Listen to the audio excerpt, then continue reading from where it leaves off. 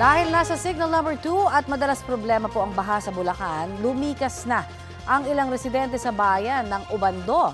May ulat on the spot si Mariz Umali. Mariz? Connie, nandito ako ngayon sa Obando Stadium kung saan inilikas ang mga residente rito. No? Ginawang evacuation center ito para sa mga inilikas ng mga residente ng Obando, Bulacan bilang paghahanda sa bagyong Opong.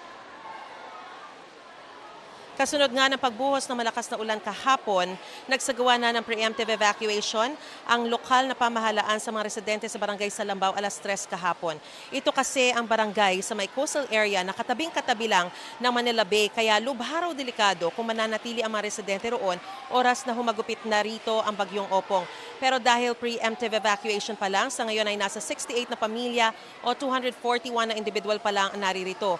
Dito may kanya-kanyang modular tent ang mga pamilya para komportable silang makapanatili habang binabayo ng ulan at malakas na hangin ang kanilang lugar. Nakaabang naman ang MDRRMC sa iba pang barangay kung saan kailangan din palikasin ang mga residente. Ang mga residente sinabing nadala na raw sila sa mga nakaraang bagyo kaya di na sila magsasawalang bahala kahit di pa ganoon kalakas sa ngayon ang ulan at di pa naman binabaha.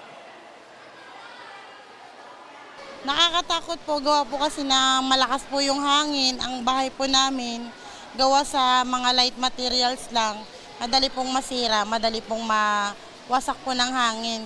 Kaya po lumikas po kami.